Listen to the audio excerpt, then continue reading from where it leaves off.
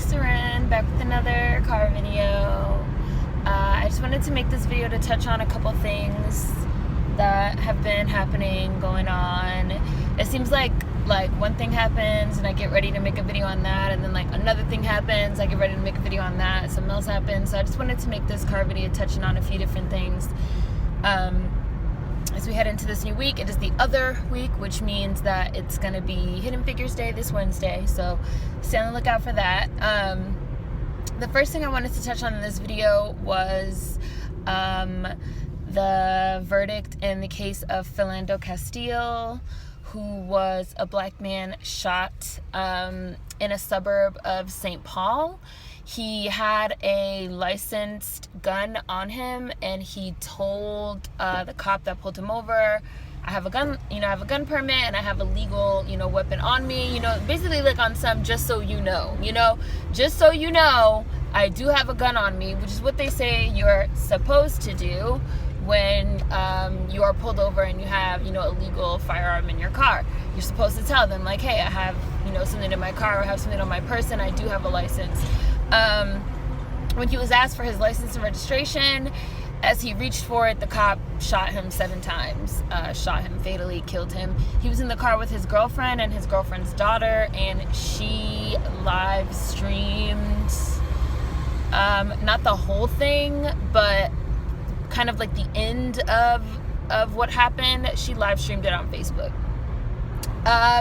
And his murderer, his killer cop, was let go, was found that he did nothing wrong, was found not guilty. I do believe I read that he's being fired from the police department. I'm not 100% sure, but I believe I read that he is being fired from the police department. But it's like, you got away with murder, you got away with killing somebody. So like, and it's just not surprising, which is like a horrible thing to say. You guys know I don't like covering individual cases anymore, because I feel like people like to use individual cases as some type of way to say like, oh, it's about the individuals and not about, collectives, instead of, talking about oppression as a system.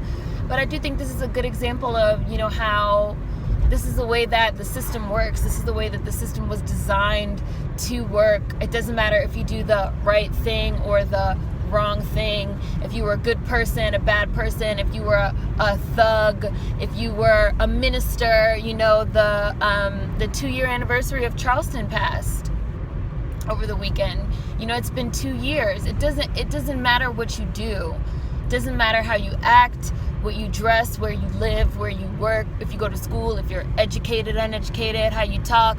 None of that stuff matters if you are black.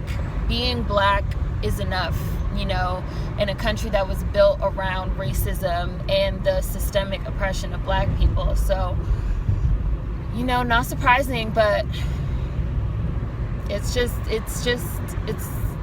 horrible, it's just horrible. How people can still be in denial about what's going on just makes no sense to me. I don't understand it. How you still have people that want to argue and talk about such and such should have did this, should have did that. Like, no. You still have, when people get killed by the police or get killed by civilians, or, oh, well, they should have done this, they should have done that. Were they a good person? Were they a bad person? Let's go dig through their kindergarten. Like, if you're still living in denial, I have nothing to give you. So I wanted to start off with that. And I also wanted to talk briefly about Elizabeth Banks. And in addition to Elizabeth Banks, wanted to get into Sofia Coppola. I think I'm pronouncing that right. Coppola. Both of them who demonstrated incredible amounts of white privilege and racism recently for comments that they made in the media. Elizabeth Banks got an award for women in film for directing Pitch Perfect 2, which made like over $200 million, I believe, in the box office. She received an award for that. I saw Pitch Perfect. I didn't like it. I felt like it had weird racist undertones of like, oh, look at these white girls with soul singing R&B, singing 90s, black R&B hits. Oh, it's so exciting and novel. Oh, they actually have voices. Oh, the Adele effect. Oh, a white girl with a voice. Oh, how exciting. And I heard that Pitch Perfect 2 also had like some weird racial undertones, and it was kind of tropey and played a lot with stereotypes and whatever. But of course it made a shit ton of money. And I don't know if Elizabeth Banks thought she was in Pitch Perfect, if she forgot for a minute that she was in real life, if she was like just feeling herself. But she decided that while receiving this award, she was going to call out Steven Spielberg. She said that, she's like, oh, I've seen all your movies and you've never directed a movie with a strong woman lead, and I'm calling you the fuck out, which was like exactly the words that she used. Like, I'm calling you the fuck out. Like, really, as if she thought this was You Got Served or something, and it was about to have like a dance battle.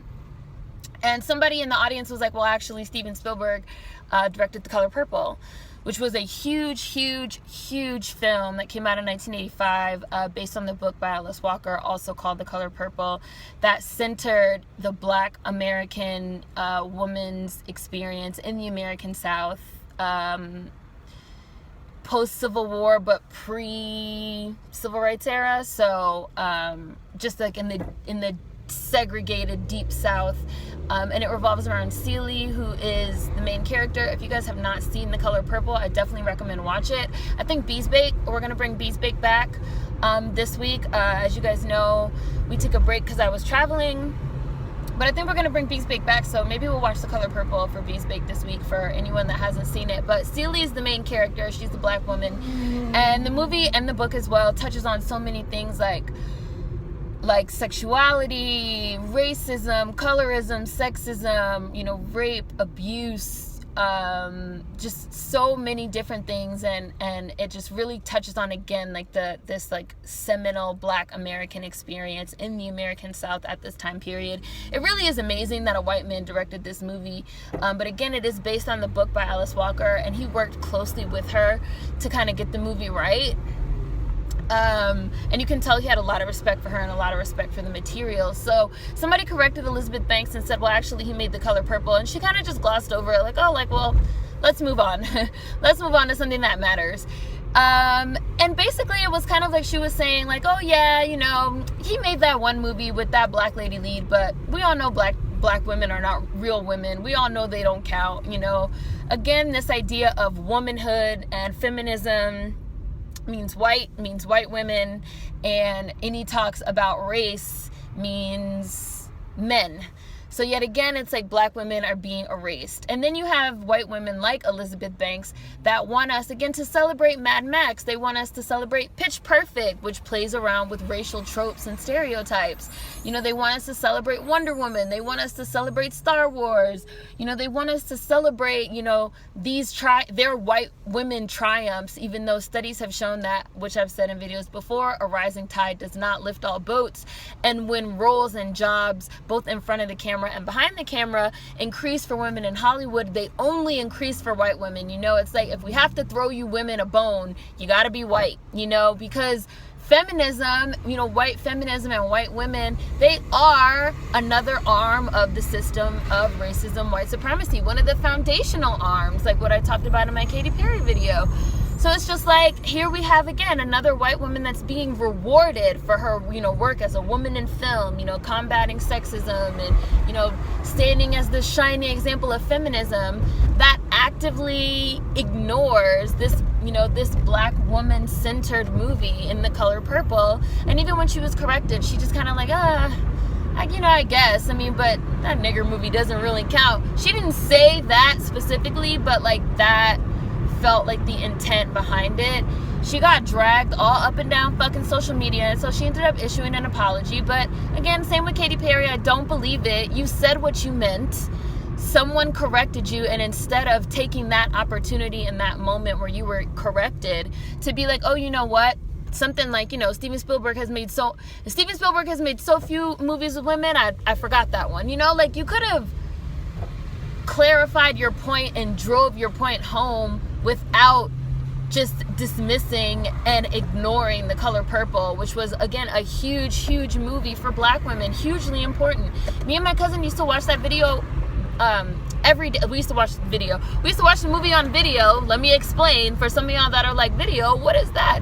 We used to watch it on video on VHS every day. Like, my grandmother had the tape, and we used to watch it like every day.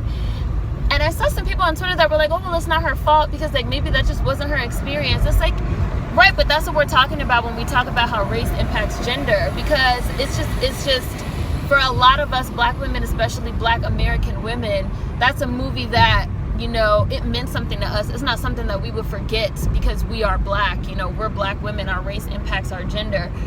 And you, as you know, as a white woman, you can just conveniently forget that it exists, and then, you know, call yourself calling out Steven Spielberg, like, but you don't even have your facts right. Because I would also say that Jurassic Park had a woman co-lead. The BFG, which he came out with last year, the lead was a girl. Like, a lot of people were also saying that even if they're not necessarily leads, Steven Spielberg almost always does have like strong women characters or interesting women characters, or, you know, multifaceted women characters. Somebody was like, you picked Steven Spielberg, it's like, who's like a big recognizable name. You clearly picked him for a reason. You know, you decided you were going to come at Steven Spielberg, but you didn't have your facts right, and you ended up completely putting your foot in your own mouth. And, you know, you're trying to call him out on being an ally to women, but you yourself are not a good ally, like, because you forgot the color purple, and then you kind of like dismissed it like as if black women don't matter, which is racist, right?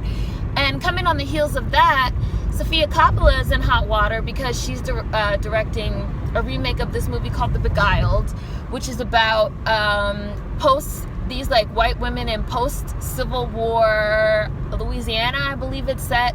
It's like a group of white women in a schoolhouse. Now, in the original, which I am like 90% positive I've seen the original version of this movie. And the original, the man comes in, so it's like 4 or 5 white women, and they have one like slave girl like left. And this like white man, this Confederate soldier, like turns up at their doorstep. He's like hurt, he's been like shot or, you know, whatever. And the white women, they basically start fighting over his attention because they've been isolated, you know, post-Civil War. All their slaves have abandoned them except for this like one girl who like can't get away.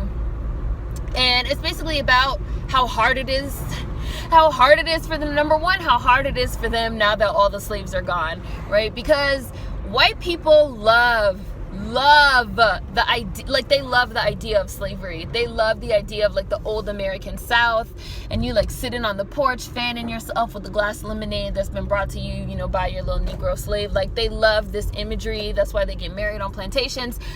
Blake Lively and Ryan Reynolds. That's why, you know, like they just love this idea of like, you know, Southern sensibility and, you know, genteel, you know, manners and etiquette, even though meanwhile you're treating black people like fucking complete savages, like, because you guys are evil. Sorry, got off topic there. But yeah, so it's just like Sofia Coppola wants to make this remake of this movie, which is just about, you know, these isolated white women, how they've been isolated post-Civil War, and how this man kind of like lands in their midst, and how he like changes the interpersonal dynamics between them with this kind of like sexual tension and this like male energy. And in the original, there is this, a black woman character who is their slave girl that can't get away, who they order to nurse this white man back to health in the movie. And Sofia Coppola is doing a remake, and she completely removed this black woman character, the canon character, and she gave the role of, you know, caretaker and nurse to one of the white women. And she said the reason why she did that was because she did not feel comfortable. She basically did not feel comfortable exploring the racial dynamics of the Confederacy and of, you know, post-Civil War America. She's like, now this is exactly what she said, the words that came out of her mouth. I want to focus on the gender dynamics of the Confederacy, not the racial ones. Which, number one, I find that to be hilarious, that you think that you can separate. You think you can separate the gender dynamics of the Confederacy of all things. You think you can separate the gender dynamics of the Confederacy from the racial dynamics. I find that to just be incredible. I was like, white people are really living in a parallel universe where they really think you can remove, number one, they think you can remove racial context from anything. That's impossible. That's not true. Number two, they think you can remove the racial context from the Civil War and the Confederacy, which is what they've been arguing for like all this time, right? With the whole heritage, not hate. And, you know, it's not about slavery. It's, you know, the Civil War wasn't about slavery. It was about states' rights. Like, it was about the right that the states in the South felt to own people as property. Like, you guys are really living in a parallel universe. Like, you really are living in a parallel universe. And it's like Sofia Coppola, again, this white feminist, which is really racist white supremacist rhetoric of, you know, even in post-Civil War, you know, Confederacy South, I can remove black people from the context if I want to. I can completely remove black women from the context of a movie where I want to talk about gender dynamics in the Confederacy. I can completely remove black women if I want to. It's like, and again, this idea of I want to explore gender narratives, but not racial ones, so I'm going to remove this black woman. That means that obviously you see her blackness, you see her race, and it matters more than her gender. Otherwise, you would leave her, right, to discuss the gender dynamics also between these white women and this black woman, right? They're underneath this white man that shows up in their midst, but they still have power over this black woman, so they order her to nurse him back to health. But it's like, you want to make this white supremacist fantasy about, you know, the post-Civil War, pre-civil rights era, where number one, you obviously want to absolve these white women of any type of responsibility for the role that white women play in the system of racism, white supremacy, which all white women want to do. They want to throw their hands up in the air and act like it's not their fault. You want to absolve them of any responsibility, so you can't even have this black woman character, because then you will have to show the cruelty and the viciousness of white women towards their fellow woman, right? Just because she's black. You can't have that. White women have to be innocent. They have to be absolved of any responsibility for their wrongdoings at all times. And oh, you just want to explore the gender dynamics. So even this idea, and I said this on Twitter, I was like, even this idea of like, I don't want to talk about race, so I'm going to make my cast all white. White is still a race. Like, we really live in this era of like, whiteness is invisible, it's the norm, it's the standard. If I don't want to talk about race, I'm just going to like cast all white because white people are invisible, you know? Like, no. There's still gonna have to be some type of commentary on race. Just because it's all white doesn't mean there's not gonna be any commentary on race. But again, even the fact that you want to make a movie about the Confederacy but remove the racial dynamics it makes no sense to me. It makes no sense to me. It makes literally no sense. And it's just like, and I was just like, white women are showing their whole ass. I was like, Wonder Woman got them feeling brave and bold because that white supremacist fantasy is making all this money that they feel like they could just come out their face and say this stupid nonsense that basically amounts to, we're white, we're relying on whiteness, we're relying on racism to get ahead. Whatever we have to do to get ahead just for ourselves, that's what we're gonna do because we're racist and we cannot bring black women along for the ride. And just like I keep saying, that's why I don't fuck with fucking feminism, white feminism. It's racist. It's racism. That's it. That's all I gotta say. So that's how I feel about Philando Castile and stupid white girls showing their asses again. So happy Monday, you guys. I'll be back Wednesday with the Hidden Figures video. So see you guys Wednesday, and hopefully you guys have a good beginning of your week. Stay cool. If it's hot where you are, it's hot where I am. I'm sure I look hot. See you guys next time. Peace.